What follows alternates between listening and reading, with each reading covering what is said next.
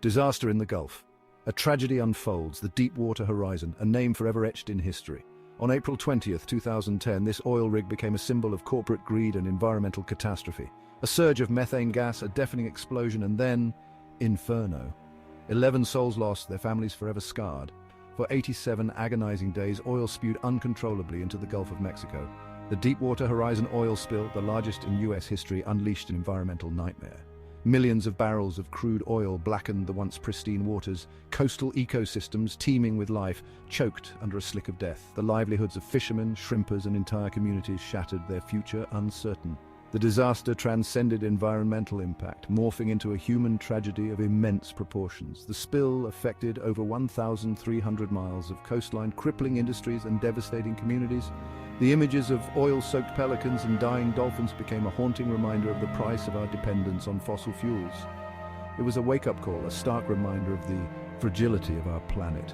The immediate aftermath brought a wave of grief, anger, and despair. The world watched in horror as the oil spill spiraled out of control. The disaster exposed the hidden costs of our insatiable thirst for oil, costs borne by the environment and by innocent lives. The Deepwater Horizon, once a symbol of human ingenuity, became a monument to our capacity for destruction. The official narrative, a cascade of failures. The official investigations pointed to a series of fatal errors. A chain of bad decisions, systemic failures and regulatory negligence.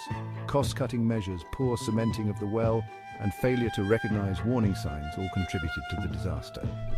BP, the oil giant responsible for the operation, bore the brunt of the blame. The official reports, while condemning BP's actions, also highlighted the systemic issues within the oil industry. Lax regulations, inadequate safety protocols, and a culture that prioritized profit over safety were identified as contributing factors. The Deepwater Horizon, it seemed, was not an isolated incident, but a symptom of a much deeper problem. The disaster revealed the cozy relationship between the oil industry and the government agencies tasked with regulating it. The Minerals Management Service, responsible for overseeing offshore drilling, was found to be riddled with corruption and incompetence. This revelation further eroded public trust in the government's ability to protect the environment and hold corporations accountable. The official narrative, while providing some answers, left many questions unanswered. The sheer scale of the disaster, the apparent disregard for safety protocols, and the perceived lack of accountability fueled public anger and distrust. This sense of injustice created fertile ground for alternative explanations, giving rise to a plethora of conspiracy theories. Whispers in the wind conspiracy theories emerge. Conspiracy theories like shadows often lurk in the wake of tragedy. The Deepwater Horizon disaster was no exception. Amidst the grief and anger, whispers of alternative explanations began to circulate. Some dismissed the official narrative as a cover-up, a way to shield powerful entities from scrutiny.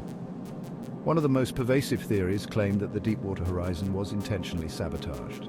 Some pointed fingers at BP's competitors, suggesting a sinister plot to damage the company's reputation and seize control of valuable oil reserves. Others alleged involvement of foreign governments seeking to exploit the disaster for economic or political gain.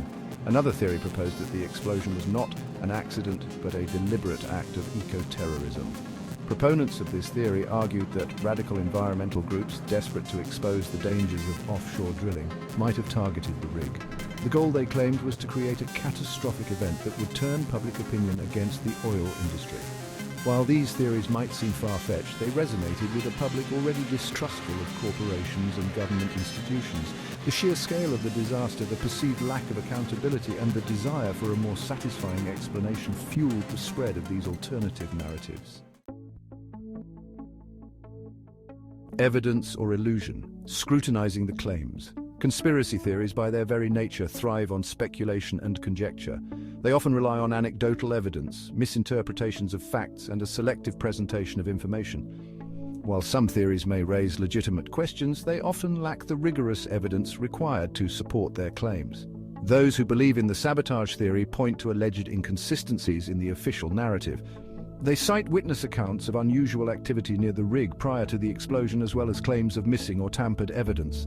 However, these claims have been repeatedly debunked by investigators and independent experts.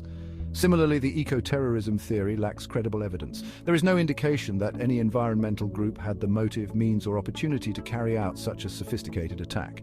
Law enforcement agencies have found no evidence to support this theory, and no credible group has claimed responsibility. While conspiracy theories can be alluring, it is crucial to approach them with a healthy dose of skepticism. Extraordinary claims, as the saying goes, require extraordinary evidence. In the case of the Deepwater Horizon, the evidence overwhelmingly supports the official narrative of a tragic accident caused by human error and systemic failures.